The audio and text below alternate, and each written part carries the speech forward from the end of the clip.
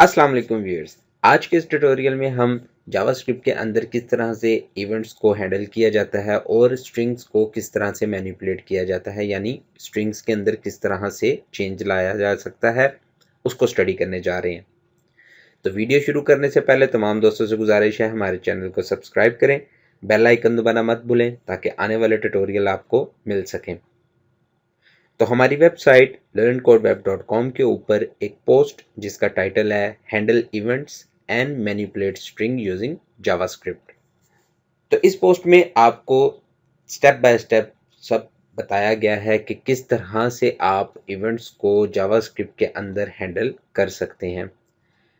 कुछ इवेंट्स जो से हैं वो डायरेक्ट HTML के एट्रीब्यूट के तौर पे काम करते हैं, और इससे पिछली वीडियो में मैंने आपको बताया था जावास्क्रिप्ट तमाम लेटेस्ट ब्राउज़र में वर्चुअली सपोर्टेड है, यानी इसके लिए आपको कोई अलग से लाइब्रेरी या कोई अलग से कोड इंक्लूड कराने की ज़रूरत नहीं है। आप जस्ट अपने HTML पेज के अंदर या जिस तरह आप HTML और CSS लिखते हैं उस तरह से आप जावास्क्रिप्ट को भी लिख सकते हैं। ये भी एक लैंग्वेज है। तो इसके इवेंट्स जोन से हैं वो कुछ आपको अपनी स्क्रीन पे नज़र आ रहे होंगे।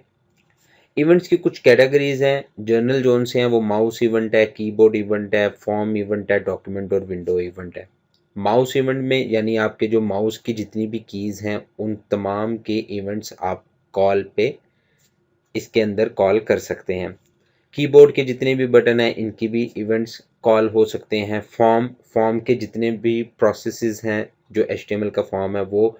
इसके अलावा डॉक्यूमेंट विंडो इवेंट के आपके पास जो डूम है, जो आपका वेब पेज है, उसके भी कुछ इवेंट्स मौजूद हैं। इसके अलावा आप एट्रीब्यूट कुछ इवेंट इस तरह के भी हैं जो आप एट्रीब्यूट जो इस्तेमाल करते हैं उसके तौर पे भी कॉल कर सकते हैं। तो हम इस ट्यूटोरियल में इन तमाम चीज़ों को स्टेप बाय स्टेप समझने की कोशिश करेंगे। ये कैटेगरी बहुत ज़्यादा है, ये इवेंट्स बहुत ज़्यादा हैं, हम तमाम को तो इस वीडियो में कवर नहीं कर सकते, लेकिन कुछ मैं आपको जनरल रूटीन के बता दूंगा जो आप इस्तेमाल करोगे जब भी आप डेवलपमेंट करोगे जावास्क्रिप्ट को इस्तेमाल करते हुए, तो वो आपके डेली यूज़ की चीज़ें बन सकती हैं, या जो डेली यूज़ की चीज़ें हैं हम उनको डिस्कस करने जा रहे हैं। स्ट्रिंग को मैनिपुलेट किस किस तरह से किया जाता है? तो स्ट्रिंग को मैनिपुलेट करने के लिए जावास्क्रिप्ट के अंदर कुछ सिंपल से प्रोसेसेस हैं, कोई लंबे चौड़े प्रोसेस नहीं है। आप कोई भी स्ट्रिंग के अंदर अगर कोई HTML टैग डालना चाहते हैं तो आप डायरेक्टली HTML टैग कोड के अंदर डाल सकते हैं। प्लस साइन के साथ इसमें जितना भी वेरिएबल्स हैं या डाटा है वो कॉन्कैटिनेट होता है जावास्क्रिप्ट के अंदर। अगर लाइन ब्रेक करनी है, अगर आपने न्यू लाइन पे किसी भी स्ट्रिंग के मतलब एक पैराग्राफ आप लिख रहे हैं और उसके अंदर एक लाइन को आपने दूसरी लाइन पे लेके जाना है तो //n से आप कर सकते हैं। टैब जोन सी है वो /t। तो ये कुछ प्रोसेसेस हैं, ये आपको अपने इसमें स्क्रीन पे नज़र आ रहे होंगे। तो ये नॉर्मल चीज़ें हैं, बिल्कुल बेसिक सी चीज़ें हैं। तो आज हम इनमें से एक दो को इस्तेमाल करके देखेंगे, बाकी आप इस ट्यूटोरियल को जब स्टडी करेंगे तो आपको इन तमाम इवेंट्स का भी पता लग जाएगा। तो चलें हम स्टार्ट करते हैं। हमारे जो लोकल होस्ट है उसके ऊपर हम एक फ़ाइल बना के उस पर प्रैक्टिस करते हैं। लोकल होस्ट पे हम वीडियोस के फोल्डर में जावास्क्रिप्ट ट्यूटोरियल्स में यहाँ पे मैं एक फ़ोल्डर क्रिएट कर लेता हूँ। इस फोल्डर का नाम रख लेते हैं जावा। इस फोल्डर का हम नाम रख लेते हैं इवेंट डैश स्ट्रिंग। और यहाँ पे अब हम इसको एक्सेस कर लेते हैं ब्राउज़र के ऊपर। अभी इसके अंदर कोई फाइल नहीं है तो एक फ़ाइल हम क्रिएट कर लेते हैं।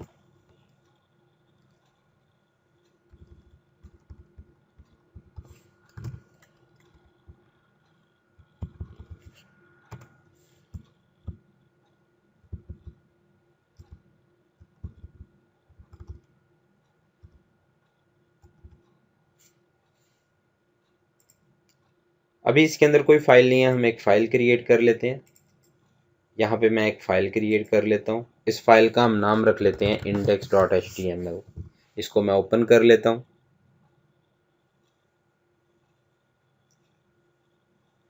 तो इससे पिछली वीडियोस में आपको वो तमाम बेसिक चीज़ें मिल जाएंगी जो हम इससे पीछे स्टडी करके आ चुके हैं कि जावास्क्रिप्ट को लिखा किस तरह जाता है, जावास्क्रिप्ट है क्या, इसमें एजेक्स कॉल कैसे भेज सकते हैं, इसमें एट्रीब्यूट कैसे यूज़ कर सकते हैं। तो कोई भी स्ट्रिंग हमने अगर कोई भी टेक्स्ट हमने अगर उस पर लिखवाना हो अपने वेब पेज के ऊपर किस तरह लिखवाएंगे, तो ये सारी चीज़ें हम इससे पीछे वीडियोज़ में डिस्कस करके आ चुके हैं।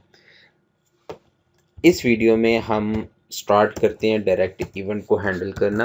स्क्रिप्ट टैग के अंदर आपको मैंने बताया था जब भी आपने जावास्क्रिप्ट लिखनी है वेब पेज को कैसे पता लगे कि ये कोड जावास्क्रिप्ट का है, तो उसके लिए आपको स्क्रिप्ट का टैग दिया गया है। इसके अंदर आप जो भी लिखेंगे वो ब्राउज़र कंसीडर करेगा जावास्क्रिप्ट का कोड।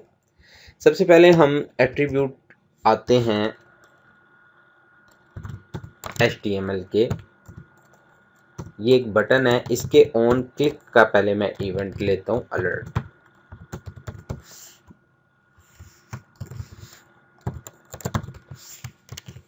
क्लिक में, तो यहाँ पे हमने एक बनाया है बटन जिसका नाम रखा है क्लिक में। जब मैं इसमें क्लिक करूँगा तो ये अलर्ट हमें मिल गया। यानी हमने कोई स्क्रिप्ट का अलग से टैग बना के या उसके अंदर कोड नहीं लिखा, हमने जस्ट क्या किया, ऑन क्लिक डायरेक्ट जोन सा है ऑन क्लिक का इवेंट इस्तेमाल किया HTML के एट्रीब्यूट के तौर पे। तो इसके अंदर आप कोई भी लॉजिक अपनी लिख सकते हैं। अब उस लॉजिक को आपको लिखने में मसला क्या आ सकता है, मसला यह आ सकता है कोट्स का। मिसाल के तौर पे अगर आपके पास हम कहते हैं जी document dot get element by ID, अब इस यहाँ पे हमने एक आईडी पास करनी है। अब डबल कोट्स के बाद जब भी अंदर आप लिखेंगे तो सिंगल कोट इस्तेमाल करेंगे। लेकिन अगर फ़र्ज़ कर लें कि आपको मज़ीद कोट्स के इस्तेमाल करना पड़ गया, तो अब आप मसले में पड़ जाएंगे। अब आपको फॉरवर्ड स्लैशेस लगा के अपने कोड को सेट करना पड़ेगा। तो हम क्या करते हैं, इस चीज़ से बचने के लिए, इस चीज़ से अवॉइड हम करते हैं फंक्शन बना के। हम कोई सा भी फंक्शन लिख लेते हैं कि ऑन क्लिक जैसी हो तो गेट अलर्ट का फंक्शन चल जाए। गेट अलर्ट के फंक्शन हम जावास्क्रिप्ट के टैग के अंदर रखेंगे और इसके अंदर हम जो ऐसी अपनी लॉजिक चाहते हैं वो लिख लेंगे। तो जावास्क्रिप्ट में फंक्शन कैसे लिखते हैं, फंक्शन के कीवर्ड से, उसके बाद आप फंक्शन का नेम लिखते हैं, छोटी ब्रैकेट्स में उस फंक्शन का जो पैरामीटर है वो पास होंगे और करली ब्रैकेट्स के अंदर यहाँ पे आप अपना कोड राइट करेंगे। जो भी आपका कोड है वो इसका स्कोप है। तो यहाँ पे अगर मैं अलर्ट ले लूँ तो अब क्या होगा, जैसे ही इस पर क्लिक होगा, ये खुद भी एक फंक्शन है, ये खुद भी एक इवेंट है। तो जैसे ही ऑन क्लिक पे क्लिक होगा, इस बटन पे क्लिक होगा, ऑन क्लिक का इवेंट चलेगा। वो क्या करेगा, वो इस फंक्शन को पकड़ेगा, इस फंक्शन को ढूंढेगा ये कहाँ पे है। ये अगर उसे फंक्शन मिल जाता है तो उस फंक्शन के अंदर जो आपने लॉजिक लिखी है वो चल पड़ेगी। तो यहाँ पे हम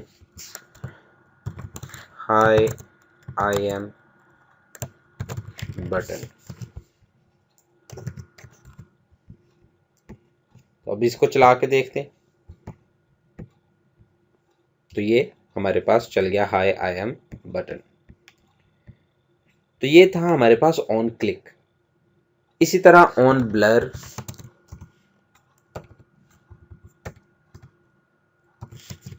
ये बहुत सारे इवेंट्स हैं। ऑन ब्लर है, ऑन क्लिक है, ऑन की अप है, ऑन की डाउन है, ऑन की प्रेस है, ऑन माउस ओवर है। तो इस तरह के ऑन चेंज है, इस तरह के बहुत सारे इवेंट्स हैं। ये हम इस्तेमाल कब करते हैं, आपने कई वेबसाइट्स पे देखा होगा कि जैसे ही आप फॉर्म की किसी फील्ड में कुछ लिख के बाहर दूसरी फील्ड में जाते हैं या दूसरी किसी टैब पे क्लिक कर देते हैं या किसी बटन पे क्लिक कर देते हैं या आप किसी नेक्स्ट फील्ड की तरफ क्लिक कर देते हैं, तो फ़ौरन ही आपका डाटा सेव हो जाता है और आपको ऊपर मैसेज नज़र आ जाता है कि ऑल चेंजेस आर सेव्ड, कि अभी आपने।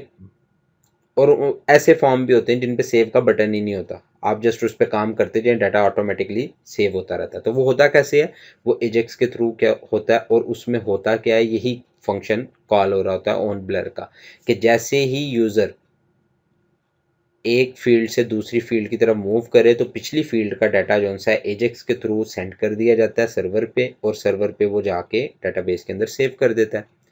तो एजेक्स कॉल कैसे भेजते हैं इससे पिछली वीडियो में मैंने आपको बताया था, जिसकी आई बटन में आपको वीडियो मिल जाएगी। तो ये सारे प्रोसेसेस सिंपल से हैं, आपने जस्ट अपनी लॉजिक अपने तरीके से बनानी है जिस तरह आप चाहें। तो अब जैसे ही मैं इस बटन के ऊपर तो नहीं हम ब्लर करेंगे, हम किसी टेक्स्ट फील्ड के ऊपर ब्लर कर लेते हैं।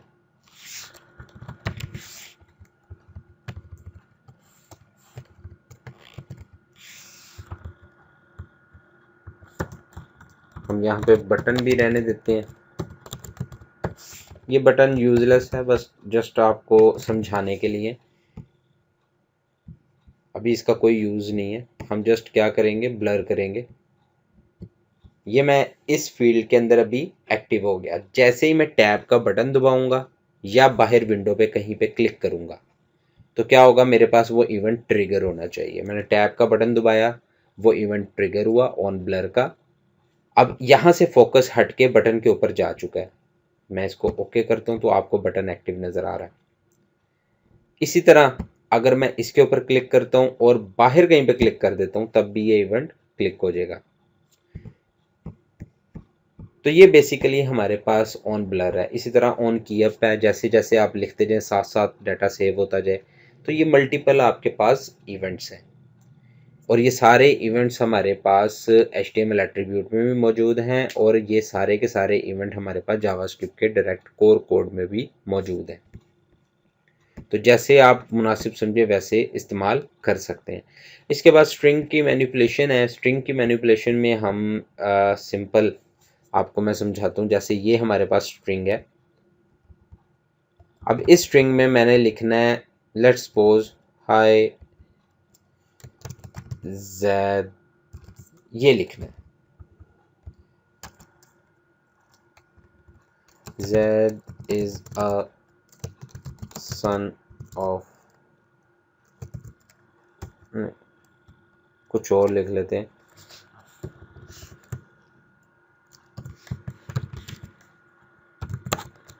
Parents are good. अब यहाँ पे देखें, आपको ये तो कोट्स में नज़र आ रहा है जबकि ये कोट्स से बाहर हो गया। वजह क्या थी, वजह ये थी कि बाहर हमने जो स्टार्ट किया वो सिंगल कोट से किया। अगर मैं इसे डबल कोट कर देता तो अंदर कोई भी सिंगल कोट आता तो मसला ना होता, लेकिन अगर हमारे पास अंदर डबल कोट आ गया तो भी मसला हो जाएगा। जैसे अभी ये सिंगल कोट है तो मसला नहीं है, अगर डबल कोट आ गया तो भी मसला आ गया। तो अब इससे बचने के लिए क्या किया जाता है, इस किस्म की प्रॉब्लम से निकलने के लिए हमारे पास मौजूद है फॉरवर्ड स्लैश। हम फॉरवर्ड स्लैश लगा के उसको ठीक कर देते हैं। अभी आपको ये वीडियो में यन का साइन नज़र आ रहा होगा, ये फॉरवर्ड स्लैश है। फॉरवर्ड स्लैश किस किस्म की होती है ये मैं आपको बता देता हूँ। ये बेसिकली ये स्लैश है, क्योंकि मेरे पास जैपनीज़ कीबोर्ड है तो उसकी वजह से यन का साइन नज़र आता है ये फॉरवर्ड स्लैश ही, लेकिन इस पे ये डिस्प्ले जो सा है वो यन का साइन हो रहा है, तो इससे परेशान मत होइएगा।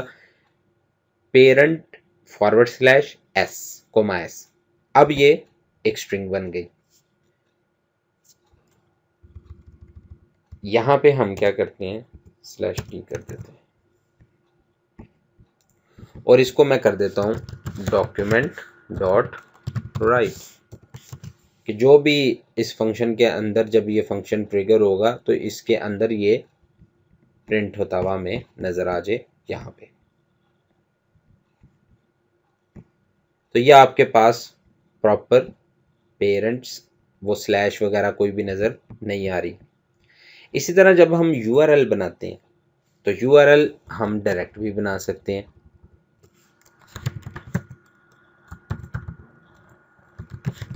learnCodeWeb.com, ये हमारे पास URL है।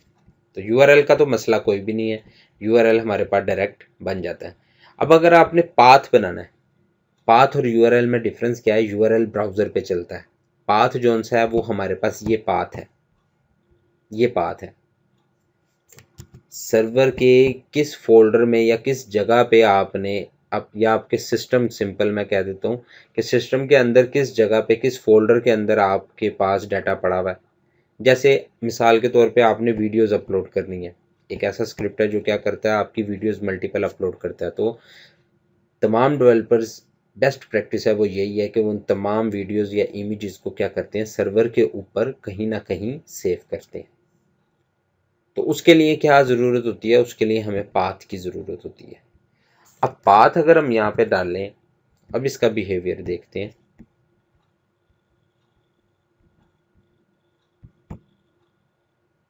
तो इसने हमें कोई भी स्लैश नहीं दी, जबकि पाथ हमारे पास स्लैश के साथ है।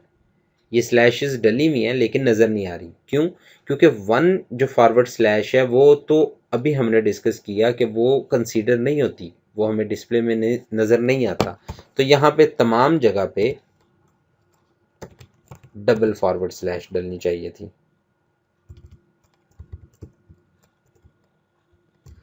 अब एक को तो कंसीडर वो करेगा जावास्क्रिप्ट रीड करने में, जैसे आया कोई एस तो नहीं लिखा हुआ या कुछ और तो नहीं लिखा हुआ, तो उसमें, और बाकी एक जोन सी है उसको वो प्रॉपर फॉरवर्ड स्लैश बना के डिस्प्ले करेगा।